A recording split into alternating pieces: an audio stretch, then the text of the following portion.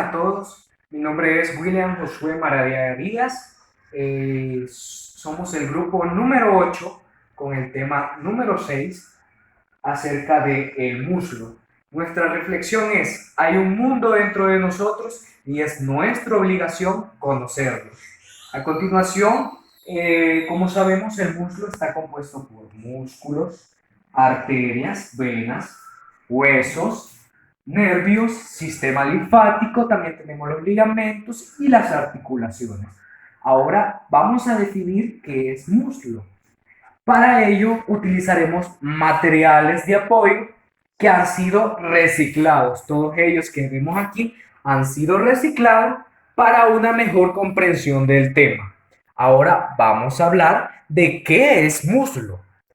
El muslo es la región femoral, es el segundo segmento de la extremidad inferior y está delimitado entre la cintura pelviana superiormente e inferiormente la pierna y la rodilla.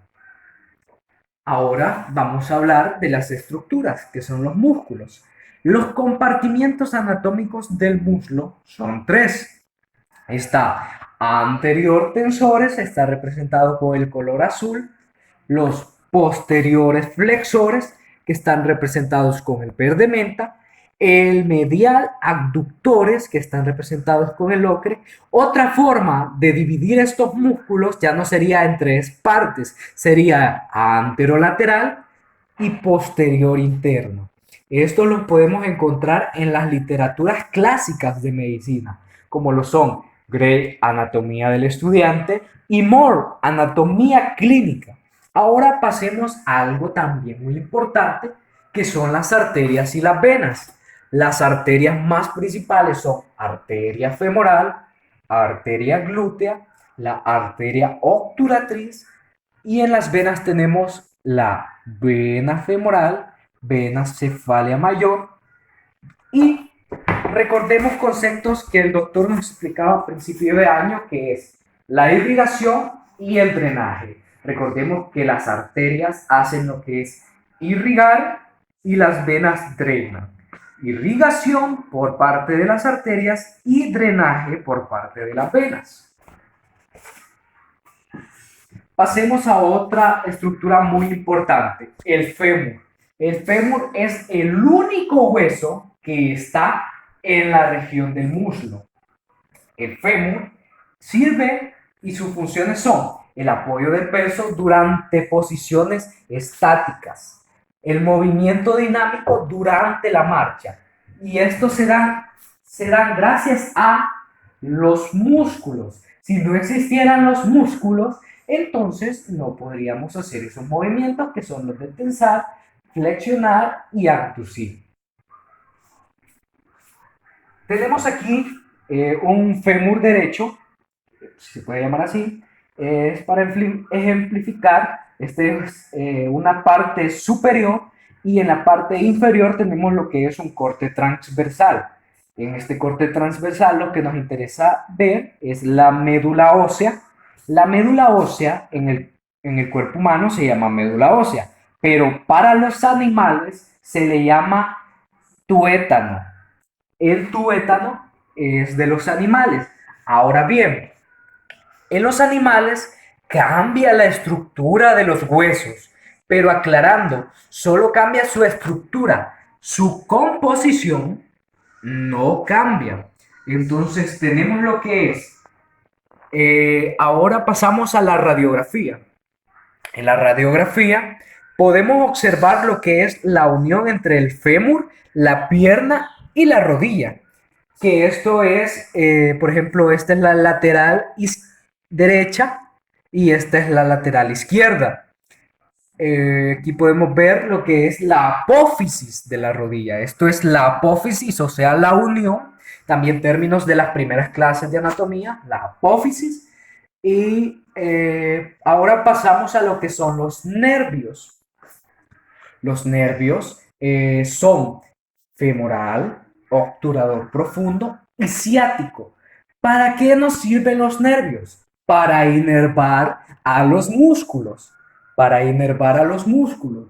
Si los nervios no inervan a los músculos, no hay movilidad del fémur y por lo tanto quedaría una estructura inútil ante el cuerpo humano. Ahora vamos a hablar del sistema linfático. ¿Qué es el sistema linfático? El sistema linfático se encarga de mantener los volúmenes de sangre. También vamos a hablar de los ligamentos. Existen dos ligamentos importantes, que es el rotuliano y el ligamento cruzado. En las articulaciones tenemos fémur, articulación de la tibia y articulación de la rótula. Esto es con respecto al muslo. Vamos a hacer un repaso.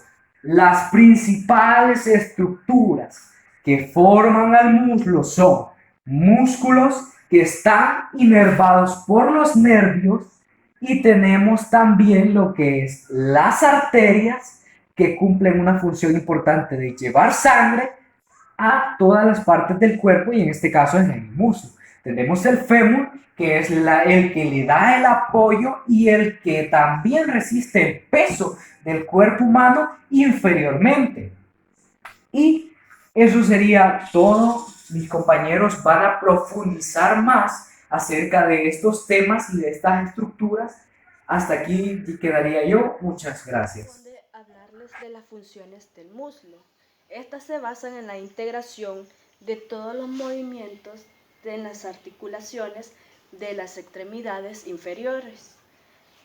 Internamente están formados por huesos, músculos y nervios.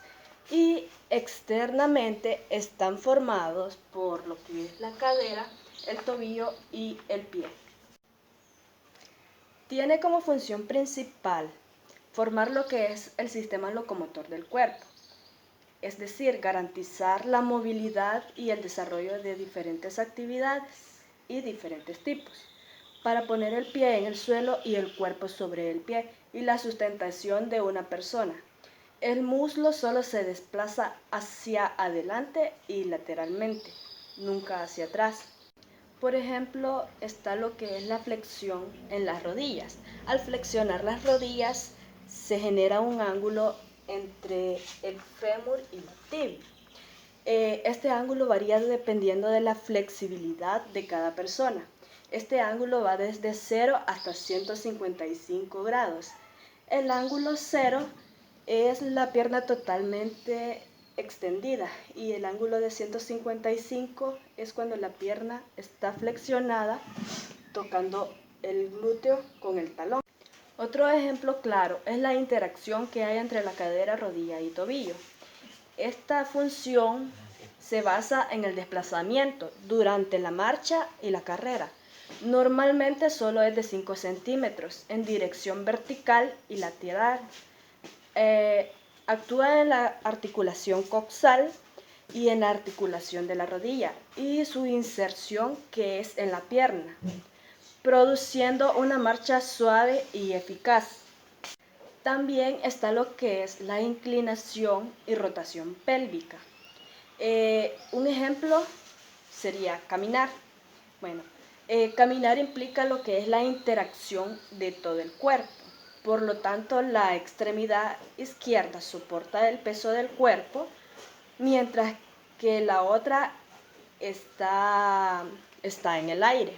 Cuando los dedos de una extremidad despegan del suelo, el talón de la otra estará tocando el suelo y tocando una extremidad, ya que se impulsa hacia adelante y la otra se llevará hacia atrás. Esta es una hacia adelante y la otra hacia atrás. El muslo es el músculo más fuerte de la mujer. En ella se encuentra el 65% de la fuerza. También se consideran como puntos de excitación sexual, tanto como hombre y mujer. Por lo tanto, se pueden considerar como zonas erógenas. Una zona erógena y parte del muslo. También el muslo se caracteriza por ser una de las estructuras más grandes del cuerpo humano. Tengan todos muy buenas tardes, compañeros y doctor encargado de la cátedra de macroanatomía. A mí me corresponde hablarles sobre los huesos del muslo.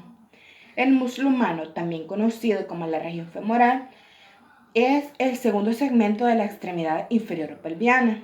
El muslo está formado por un solo hueso, que es el fémur. El fémur es un hueso largo, par, que se encuentra en el plano anatómico de arriba hacia abajo y de adentro hacia afuera. Este está retorcido sobre su eje, posee 3 caras, 3 bordes y 2 extremidades. El apoyo esquelético del muslo es el fémur. La mayor parte de los músculos del muslo se insertan en los extremos proximales de los 2 huesos de la pierna, que son la tibia y el peroné, y se flexionan y se extienden en la articulación de la rodilla. El extremo distal del fémur es el origen de los músculos gastrocnemios. Los músculos gastrocnemios se los voy a explicar más adelante. Pues estos se localizan predominantemente en el compartimiento posterior de la pierna y producen flexión plantar del pie. Bueno, a continuación les voy a presentar lo que es el fémur. Pues el fémur lo podemos observar en su vista lateral, inferior y posterior. Ahora les voy a explicar sus partes.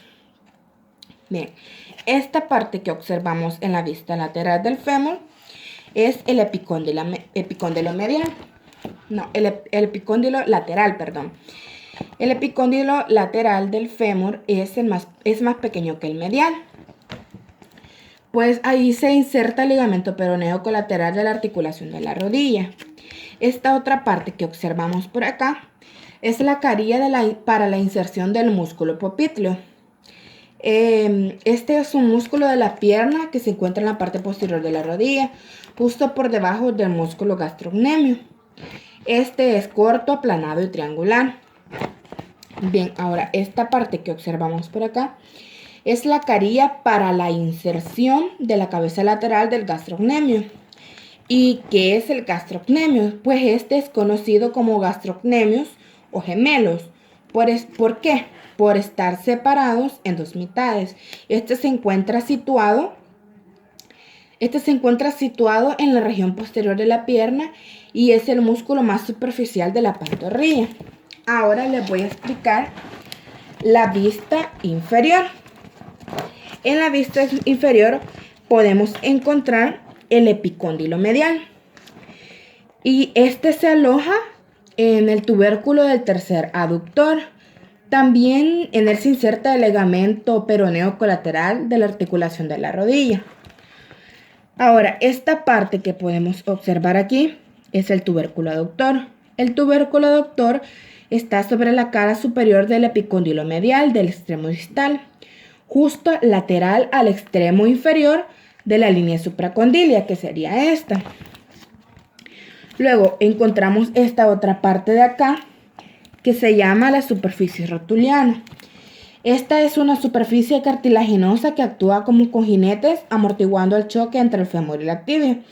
Otro amortiguador para el choque entre el fémur y la tibia podría ser la carilla articular de la rótula y los meniscos femorales. Ahora les voy a explicar la vista posterior. En la vista posterior nosotros encontramos una línea que se llama superficie superior. Esta es una línea rugosa que separa perfectamente la cara externa de la cara interna y se conoce como línea áspera del fémur.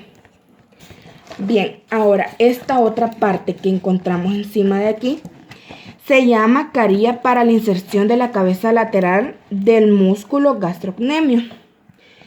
Y esta ya se las había explicado anteriormente, lo que era el músculo gastrocnemio. Bueno, esta otra parte que encontramos aquí se llama flecha para la inserción del tendón del músculo popliteo cambiado de sitio. Bien, esta flecha, este músculo actúa como flexor y rotador de la pierna y limita el desplazamiento anterior del fémur sumándose al papel del ligamento cruzado anterior. Luego encontramos lo que es la fosa intercondilia. Esta es una muesca profunda entre la superficie posterior medial y el epicóndilo lateral del fémur. Estos dos son salientes en el extremo distal del fémur y une la rodilla. Esta otra que encontramos acá se llama carilla para la inserción del ligamento cruzado. Bueno, la función de este ligamento es que impide que la articulación de la rodilla presente inestabilidad posterior, es decir, impide que la tibia se mueva demasiado y que la tibia que mueva la tibia del fémur, o sea que se vaya por detrás. Luego encontramos esta área de aquí que se llama área rugosa para la inserción de la cabeza medial del músculo gastrocnemio. Ya anteriormente les había explicado lo que es el músculo gastrocnemio. Bueno, ¿qué pasaría al nosotros fracturarnos el fémur? Bueno, a nosotros fracturarnos el fémur causaría un dolor grave y no podríamos poner el peso sobre la rodilla. Bien, uno de los tratamientos que se puede usar para esta fractura, unos tratamientos que se pueden usar para esta fractura sería la fijación externa. ¿En qué consiste la fijación externa? Pues consiste en que los pernos metálicos se anclen en el hueso del fémur y por encima y por debajo de la fractura. Bien, esto llevaría aproximadamente 6 meses en recuperarse y en el lapso de ese tiempo podría provocar dolores incluso después de la cirugía. Y hasta aquí sería mi parte, espero me hayan podido comprender. Muy buenos días, tardes o noches, compañeros. Este día me toca exponerles sobre la articulación del muslo. Esta articulación del muslo, bueno, específicamente voy a hablarles de la articulación de la rodilla. Esta es la que permite dirigir la tracción de lo que es del músculo cuádriceps femoral en sentido anterior de lo que es la rodilla. Y esta superficie y esta articulación es de tipo bisagra, bueno, es sinovial, biaxial, o mejor conocida como de tipo bisagra, que permite la flexión y la extensión. Esta articulación está reforzada por lo que es el ligamento colateral. Y esta superficie se articula con los huesos y contribuye en la articulación de la rodilla. Y esta está cubierta por lo que es conocido como cartílago hialino, que es algo que no es nuevo para nosotros, algo que ya vimos en las clases de microanatomía. Bueno, las superficies articulares que existen en el fémur, y la rótula es un surco que se conoce como el surco en B. Este está situado en la superficie anterior del extremo distal del fémur, donde se unen los dos cóndilos en la superficie adyacente y la cara posterior de la rótula. Ahora les voy a hablar un poco de los meniscos. Bueno, siguiendo con la exposición, les iba a compartir esto de los meniscos. Bueno, se dice que los meniscos son dos, ¿verdad? Estos son fibrocartilaginosos. Estos son fibrocartilaginosos y tienen forma de C, como podemos observar aquí.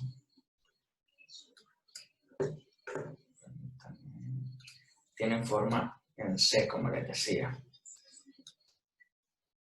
Los meniscos tienen forma en C. Y esto podemos encontrar lo que es el menisco lateral y menisco medial. Lateral.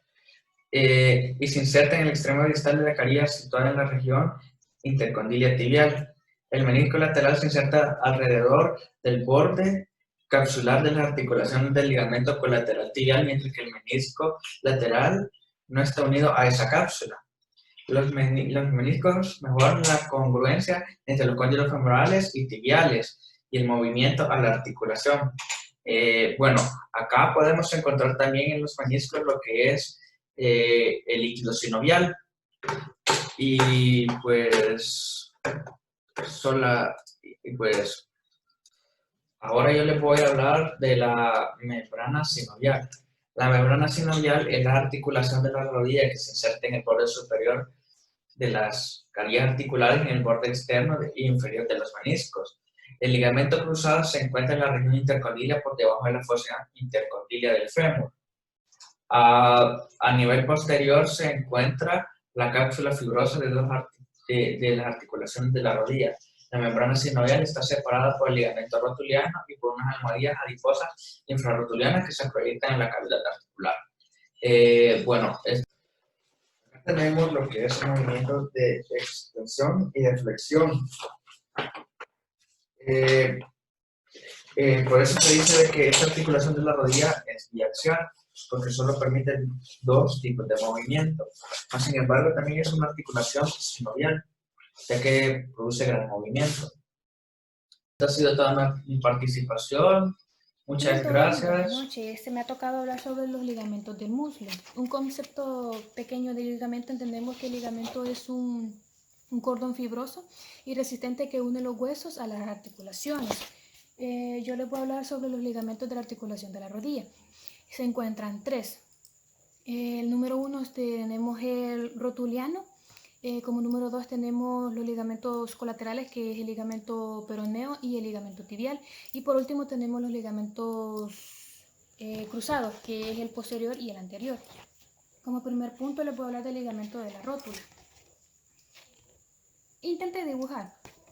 No sé si lo notan mejor. El ligamento de la rótula es esta parte de la... Rotuliano, perdón, es esta parte de aquí. Este ligamento es la continuación del tendón del cuádriceps femoral, que este está por debajo de la rótula y se inserta por encima a los bordes y al vértice de la rótula y por debajo de la tuberosidad tibial. Hay que tener en cuenta también que este ligamento ayuda a la participación en el movimiento de la rodilla y hacen posible la extensión de la pierna cuando se contrae con el músculo cuádriceps. Como segundo punto les voy a hablar de los ligamentos colaterales. Primer punto les voy a hablar del ligamento peroneo, no sé si lo logran visualizar. Aquí es esta parte de aquí. Este ligamento tiene en forma de cordón y este se inserta a nivel superior del epicóndilo femoral por encima del surco por el tendón popliteo y a nivel inferior de la depresión de la superficie lateral de la cabeza del peroné, y esto lo separa por una bolsa de membrana fibrosa, por una pequeña bolsa. También estuve viendo que este ligamento tiene uno asociado, que es el ligamento el ligamento anterolateral, que este va desde el epicóndilo femoral lateral hasta la región anterior del extremo proximal de la tibia y puede por sí solo hacer la rotación de ella misma, por decirlo así. Como segundo ligamento colateral tenemos el ligamento tibial, que es esta estructura que ustedes pueden observar aquí. Este se describe como un ligamento ancho, pero a la vez es plano, como se puede notar de esta manera. Este se inserta en gran parte de su superficie profunda en la membrana fibrosa subyacente a nivel superior al epicóndilo femoral, justo por debajo de la tuberosidad del abductor y desciende para insertarse en el borde medial y la superficie de ella misma. Como por último les voy a hablar de los ligamentos cruzados. Como bien dice la palabra, es que están entre sí. Estos dibujos los pueden encontrar en el libro Gray de la tercera edición. Este principalmente lo podemos hallar en la página 609 y la figura es la 672. Como pueden observar, aquí tenemos el ligamento cruzado posterior. Este se inserta en en la cara posterior del área del epicóndilo de la tibia y asciende en sentido anterior de la pared medial de la fosa intercondiliar del fémur. El ligamento anterior es prácticamente lo opuesto, que asciende en sentido posterior y se inserta en la carrilla posterior de la pared lateral de la fosa intercondiliar del fémur. Se inserta en gran parte de su superficie profunda en la membrana fibrosa subyacente a nivel superior al epicóndilo femoral, justo por debajo de la tuberosidad del abductor y desciende para insertarse en el borde medial y la superficie de ella misma. Como por último les voy a hablar de los ligamentos cruzados. Como bien dice la palabra, es que están entre sí. Estos dibujos los pueden encontrar en el libro Gray de la 3ª edición. Principalmente lo podemos hallar en la página 609 y la figura es la 672. Como pueden observar, aquí tenemos el ligamento cruzado posterior.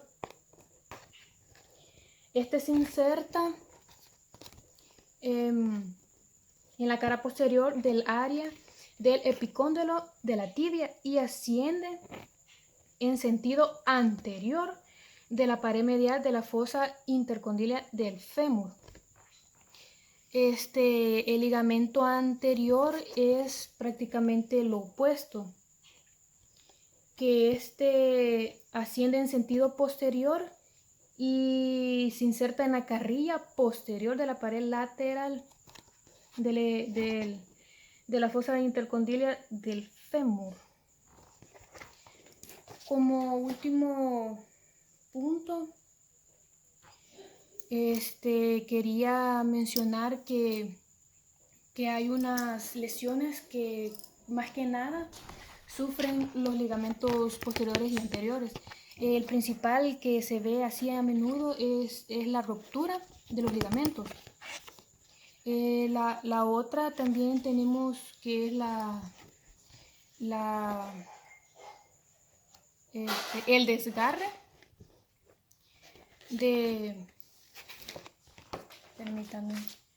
el desgarre de los meniscos. Y por último tenemos que los traumatismos de los ligamentos colaterales. Como último punto, quería mencionar que hay unas lesiones que más que nada sufren los ligamentos posteriores y anteriores. El principal que se ve así a menudo es la ruptura de los ligamentos. La otra también tenemos que es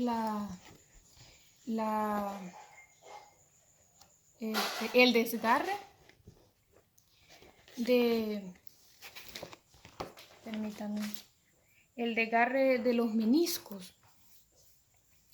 Y por último tenemos que los traumatismos de los ligamentos colaterales. Buenos días, a mí me toca los nervios del muslo. Mi nombre es Mario Beltrán. Existen 3 nervios importantes en el muslo, que sería el nervio femoral, que se encuentra en la parte anterior del muslo, el nervio obturador, que es el que comparte la cara medial del muslo, y el nervio ciático, que es el que vincula la parte posterior del muslo. Cuando hablamos del nervio femoral, se origina en los plexos lumbar sacros de la L2 a la L4, que serían las vértebras lumbares L2 y L4. Se origina en la pared abdominal posterior y entra al triángulo femoral del muslo, pasando por debajo de los ligamentos ligitudinal, y el nervio femoral se dispone sobre una cara lateral y una cara de la arteria femoral, y está por fuera una vaina femoral que se inserta en los vasos. El nervio femoral da lugar al nervio de los ramos musculoiliático y el pectíneo, que después pasan por debajo de los ligamentos inguinales, y el nervio femoral se divide en dos ramas, que sería la rama anterior y la rama posterior, que inerva los músculos del compartimento anterior del muslo, y con una pared situada sobre la cara anterior y medial del muslo y una cara medial en la pierna y el pie. Los nervios femorales se dividen en dos, que sería el nervio cutáneo, el nervio anterior que atraviesa la fascia profunda de la piel y del muslo y el rodillo. Cuando hablamos del nervio, también se divide el nervio cutáneo largo, que es el nervio safeno, que inerva toda la piel de una zona distal como una cara medial del pie, y también este nervio femoral hace que los numerosos nervios femorales que inervan los músculos cuádriceps femoral y el músculo satorio. Cuando hablamos del nervio femoral, hablamos de todo este nervio que está aquí y que se divide en dos partes, en sus ramos. Cuando hablamos del nervio safeno, es el nervio femoral que atraviesa el conducto de los aductores, que no atravesan el ligato aductor de ella. En cambio, el safeno penetra directamente a través de ellas, de la cara medial de la pierna, y el tejido conectivo, que es más cercano al final conducto que aparecer de los músculos satorios, y el gracil de una cara medial de la rodilla que atraviesan la fascia profunda y continúa por debajo, por la cara medial de la pierna hasta el pie, que inerva la piel de la cara medial del rodillo y la pierna y el pie. Cuando hablamos del nervio obturador, que sería, estos se originan en el plexo lumbar de la L2 a la L4, de la pared abdominal posterior desciende desde el músculo hasta la fosa y después desde el borde medial del músculo para entrar a la pelvis, continúa de lo largo,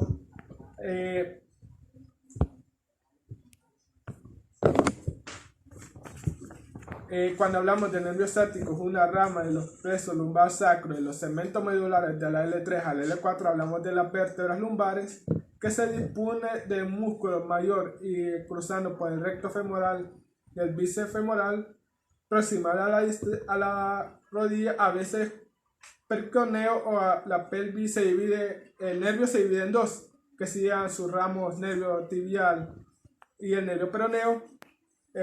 Acá está una representación del nervio obturador, que se origina desde aquí hasta sus segmentos que se dividen, y el nervio ciático, que es todo esto y cuando se divide.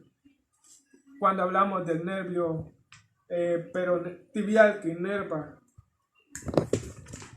inerva todo lo del músculo compartimento posterior de la pierna y todo el músculo intrínseco de la pierna hasta la planta del pie, que incluye todos los primeros músculos interosos dorsales que también inervan el peroneo profundo, que sitúa la piel posterior lateralmente, que la mitad anterior de la pierna en la cara medial del tobillo y el pie y el quinto dedo, así como la piel, la planta del pie y los dedos. Cuando hablamos del nervio peroneo común,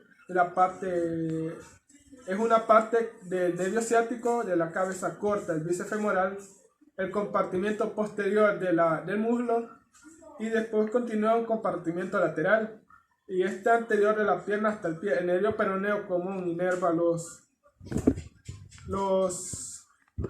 todos los músculos del compartimento anterior del posterior de la pierna y un músculo extensor corto de los dedos situados en la cara dorsal del pie. Los dos primeros músculos interosos dorsales hasta la planta del pie, y la piel situada sobre de la cara lateral de la pierna, situadas en el tobillo sobre la cara dorsal del pie y los dedos.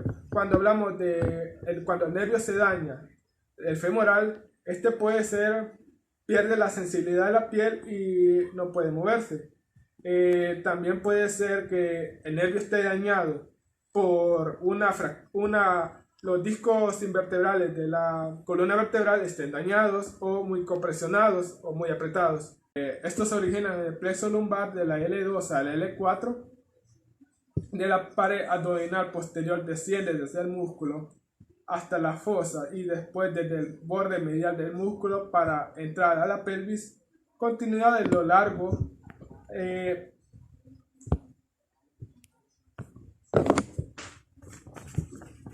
Cuando hablamos de nervios ciáticos, una rama de los plexos lumbar sacro y los segmentos medulares de la L3 a la L4, hablamos de las vértebras lumbares, que se dispone del músculo mayor y cruzando por el recto femoral del bíceps femoral, proximal a la rodilla. A veces periconeo o la pelvis se divide, el nervio se divide en dos, que serían sus ramos nervio tibial y el nervio peroneo.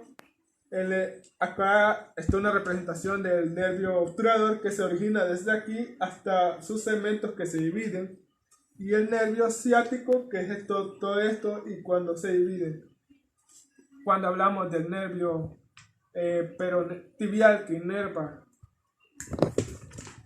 inerva todo lo del músculo compartimento posterior de la pierna y todo el músculo intrínseco de la pierna hasta la planta del pie, que incluido todos los primeros músculos interosos dorsales que también inervan el peroneo profundo, que sitúa la piel posterior lateralmente, que la mitad anterior de la pierna en la cara medial del tobillo y el pie y el quinto dedo, así como la piel y la planta del pie y los dedos.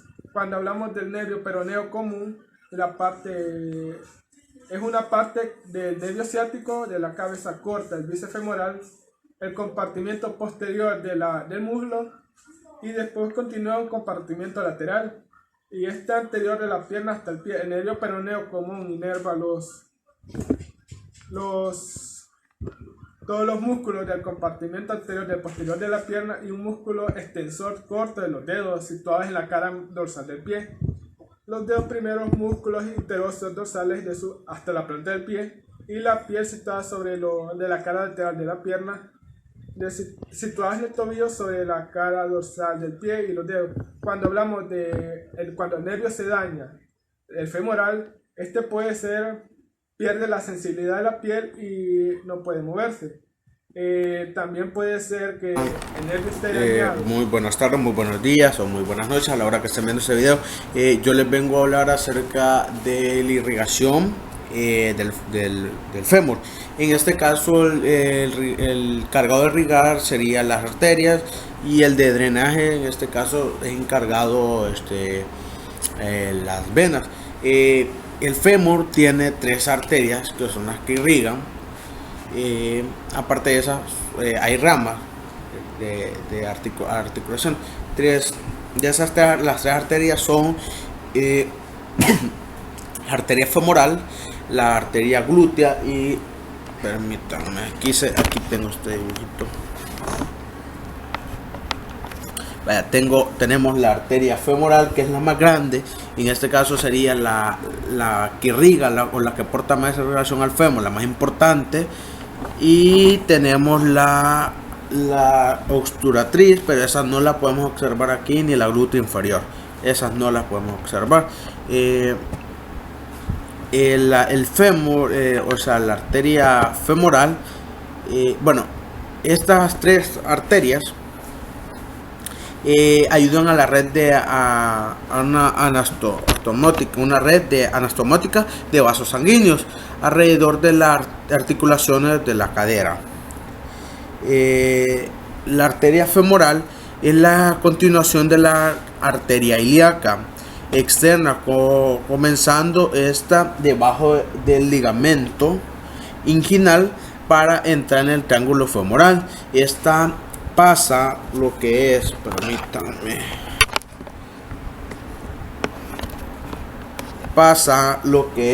transcurre todo debajo de lo que viene siendo, en este caso, los músculos, y tiene una finalidad, la arteria poplítea. Hasta ahí es la terminación de esta. De esta arteria se deriva en lo que son más ramas arteriales. Son pequeñas que también ayudan aportan también irrigación, tienen un propio funcionamiento. Esta arteria, bueno, primero hablaré de las 3 más importantes y después de las las ramas que se derivan de estas. En este caso iríamos con la arteria obturatriz. La arteria obturatriz se origina como una rama de la arteria ilíaca interna en la cavidad pélvica. También puede nacer de la arteria epiblástica, en cuyo caso recibiría el nombre de arteria obturatriz accesoria, y entra en los compartimentos medial del músculo a través del conducto obturador. Cuando pasa a través del conducto se bifurca en una rama anterior y una rama posterior junto a una forma conducto que rodea el borde de la membrana obturatriz y se dispone dentro de la conducto de la inserción del músculo o obturador externo. Los vasos que surgen de las ramas anterior y posterior irrigan los músculos. En este caso, los que no saben, las vistas posteriores y anteriores sería anterior, en este caso sería aquí, y la posterior sería por detrás. Esta es una vista anterior de un pie, simplemente de un pie derecho. Dice, o sea, anterior y posterior. Estas irrigan los músculos, ¿verdad?, adyacentes y se anastomosan con las arterias glúteas inferiores y circunfleja, femoral medial. Además, un vaso acetabular se origina en una de las ramas posteriores, entra en la articulación de la cadera a través de la escotadura acetabular y contribuye a la irrigación de la cabeza del fémur, la irrigación de la cabeza del fémur. La otra sería la arteria glútea inferior. La arteria obturatriz, aquí no la podemos observar, pero se encuentra específicamente aquí, después de la arteria ilíaca, por acá. Se observa más en una imagen anatómica, aquí no la tengo, pero posteriormente estoy hablando de la arteria glútea inferior. La arteria glútea inferior, como la arteria obturatriz también es de las más pequeñas. Estas dos son las más pequeñas, la única más grande es la arteria femoral, es la más grande, y la arteria glútea inferior todavía es más pequeña que la obturatriz. Esta es una arteria que se origina como una rama extrapélvica de la arteria ilíaca interna, la menor de las dos ramas terminales del tronco, la menor rama en el tronco anterior de la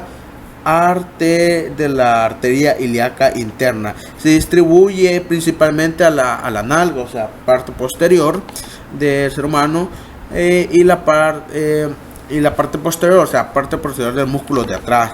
Se pasan hacia abajo, todos se recorren hacia abajo en el plexo sacro de los nervios y de los músculos piramidales, detrás de la arteria pudenda se llama, interna, y la parte inferior del agujero ciático mayor, a través del cual se escapa, o sea, se va de ahí, pues, de la pelvis entre el piriforme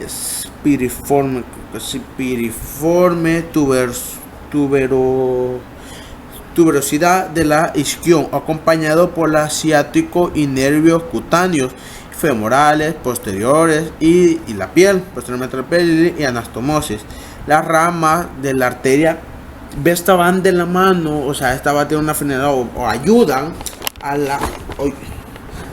la arteria perforante. La arteria perforante ahorita a continuación se la estaría hablando, pero no muy a fondo. Estas son las que ayudan. Déjenme un momento. Para el fémur, arteria femoral. La arteria femoral de esta se divide en lo que son tres arterias: la arteria epiglástica superior, la circunfleja ilíaca superior, la arteria pudente externa superior y la arteria pudente externa profunda, o sea, profundamente. Estas arterias estas arterias son derivadas de la arteria femoral y son las encargadas de irrigar regiones cutáneas de la parte superior del muslo, la parte inferior del abdomen y del períneo, cosa que no lo podemos observar aquí. Pero vaya, la arteria de esta, la arteria femoral medial,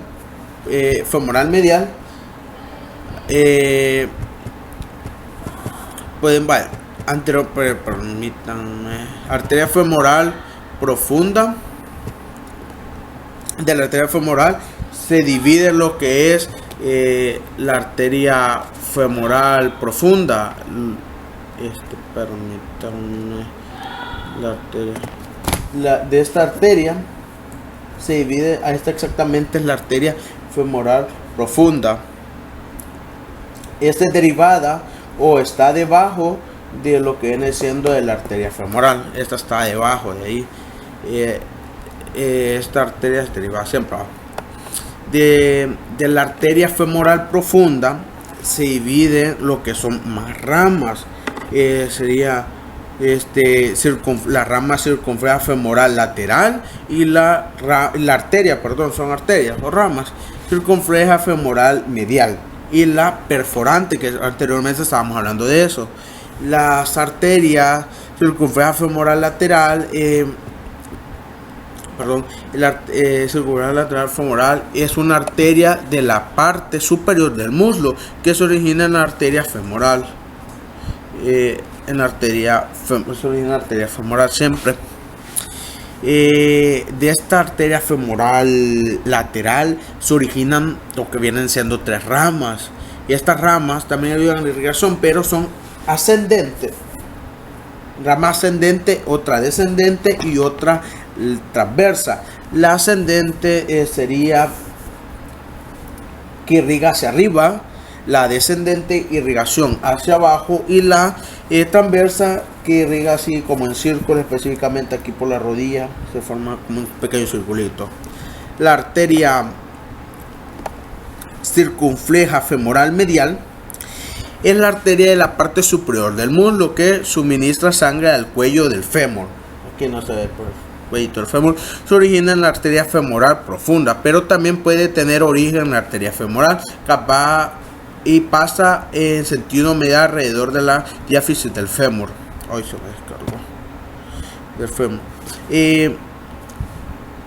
Esta circunfleja femoral medial pasa sobre el borde superior del aductor mayor, y este se divide en 2 ramas. Esta arteria se divide en 2 ramas todavía, que es la principal, sobre el borde superior del aductor mayor. Bueno, esta se divide en 2 ramas profundas que pasa en sentido lateral para participar con las ramas de la arteria circunfleja femoral lateral. La arteria perforante, que es la que estábamos hablando, la perforante, como la arteria femoral profunda, siempre derivada de esta arteria que está aquí.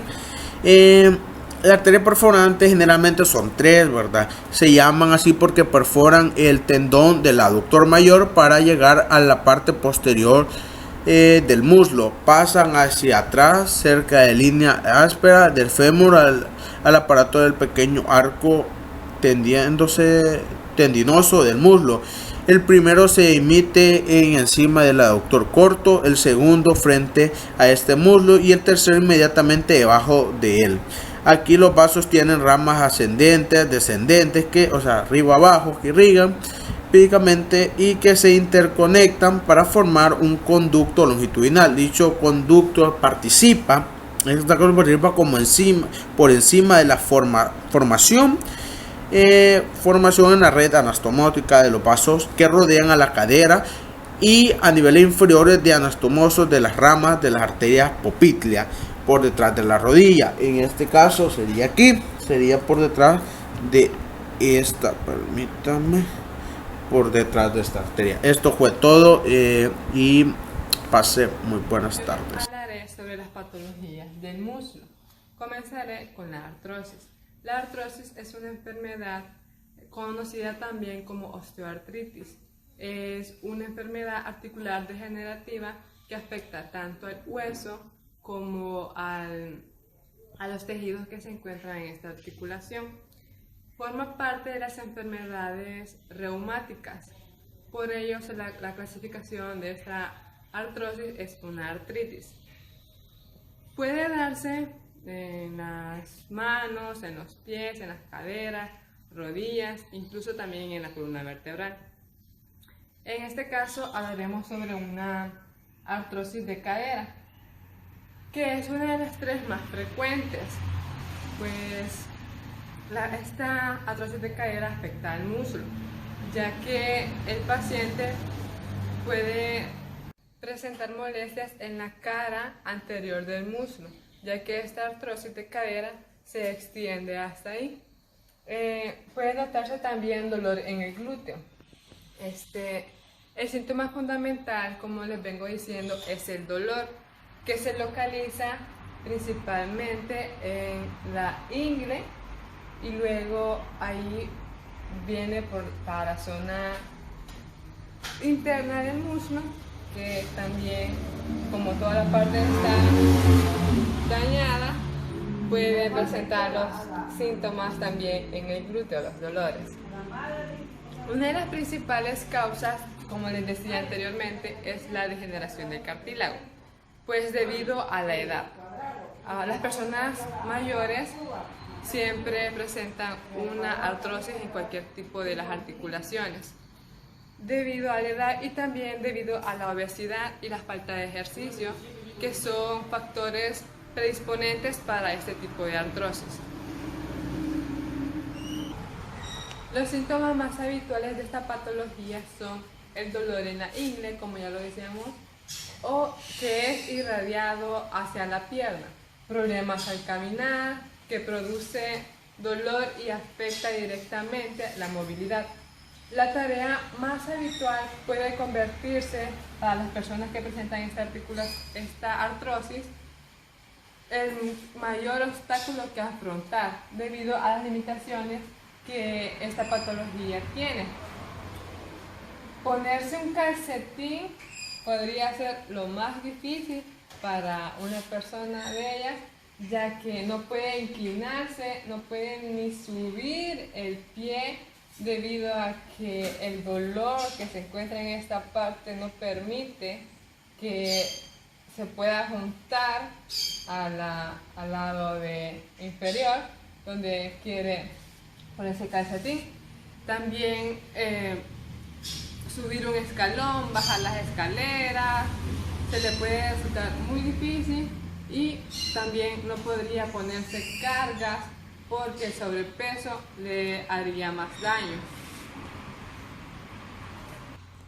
Para esta patología, usar bastón es de mucho beneficio, ya que la persona se apoya en el bastón y pues no haría mucho movimiento, ya que irá apoyándose, guiándose por medio de un bastón y sería menos el esfuerzo al caminar. Hoy les hablaré sobre lumbalgia o lumbociática. El término ciático es comúnmente para referirse a dolor del nervio que recorre la distribución del nervio ciático. La ciática es un síntoma causado por un trastorno en la zona lumbar, como lo dice el nombre, el lumbo y ciático. Lumbo por las vértebras lumbares y ciático por el nervio ciático.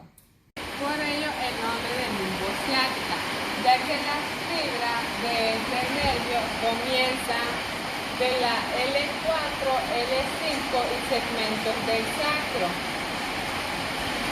El nervio pasa a través del foramen ciático, justo por debajo del músculo pisiforme, que rota lateralmente al muslo, hacia la parte posterior también de la cadera y hacia la parte inferior del glúteo mayor. Luego el nervio ciático baja verticalmente por la parte posterior del muslo. Una de las causas de esta patología la comprensión del nervio ciático, un disco abultado o una hernia discal. Como podemos ver aquí se encuentra una de las causas, que es el disco abultado. Vemos aquí cómo está la alteración. También la hernia discal, donde va el nervio, y vemos aquí cómo está dañado, y en lo que corre aquí produce el dolor, toda esta parte del glúteo. Los síntomas más habituales de esta patología son el dolor sordo. Sordo porque las personas no lo pueden percibir o sentir a gran cantidad, aunque también existe el dolor agudo. Ese dolor sí que lo sienten a gran cantidad, ya que hay un síntoma quemante que puede estar acompañado de descargas intermitentes de dolor punzante, ya que como el nervio está siendo comprimido, entonces esto hace que el dolor sea en forma de pulsaciones. Y a veces incluye el hormigueo, puede sentirse la parte del muslo dormida, y sentarse y ponerse de pie puede ser muy difícil para las personas. Hoy les hablaré sobre mialgia parastésica. Esta patología está relacionada con el nervio femorocutáneo que desciende de las vértebras lumbares L2 y L3. Este nervio se encarga de recorrer la sensibilidad de la zona exterior del muslo. Este nervio sale, como les digo, de las vértebras lumbares, desciende hacia el ligamento inguinal, que es aquí donde se produce la patología. Si este nervio es comprimido por el ligamento inguinal, pues causa un dolor en la ingle, que podemos ver aquí que está de rojito por la comprensión que está haciendo, y desde aquí desciende el lugar donde va a afectar, que es el muslo. Una de las principales causas de esta patología es el pinzamiento que hay en la ingle, comprensión o atrapamiento, como le queramos decir. Las causas que favorecen a esta compresión nerviosa son la obesidad, la edad avanzada, y también algo muy importante es la ropa ajustada. Si andan con cinturones muy apretados o andan con carga, puede ayudar a que se comprima y se produzca esta patología. Los síntomas que aparecen en esta patología son el dolor en la zona anterior y lateral del muslo. El dolor puede ser referido como quemante, hormigueo, en la parte donde está dormida. Las personas suelen tocarse para reconocer este síntoma. Por último, les hablaré sobre las fracturas en el muslo. Como sabemos, el fémur, también conocido como hueso del fémur, es el más grande de todo el cuerpo, es el más fuerte también, y por lo tanto, para fracturarse se necesita de mucha fuerza para que este hueso sea fracturado. Las causas principales son los accidentes automovilísticos. Podemos ver cómo el impacto siempre es en la diáfisis, que suele fracturarla. También vemos en la epífisis distal cómo se fractura. Estas fracturas siempre necesitan de tratamiento quirúrgico. Tienen que ser operadas para ponerlas en su lugar. En otras causas para las fracturas del fémur son las caídas a una altura muy grande. También pueden ser cuando son atropelladas las personas que se conducen peatonalmente. También puede provocar fractura Los impactos de bala. Una caída en los adultos de tercera edad puede provocar una fractura, ya que los huesos de ellos ya están un poco más débiles. Los síntomas de estas fracturas, como sabemos todos, son muy dolorosos porque como el impacto es demasiado fuerte, pues el dolor por ello tiene que ser demasiado fuerte. La mayoría de estas fracturas tardan aproximadamente 6 meses para sanarse completamente, ya que en la cirugía los doctores usan fémura para una fijación externa, usan también placas y tornillos especiales clavados intramedular para que el hueso quede en su posición donde corresponde. Y la fisioterapia son unas medidas importantes para la recuperación del músculo, tanto como para el hueso, ya que van recuperando la fuerza y la movilidad poco a poco. Bueno, esta ha sido mi participación con las patologías del músculo.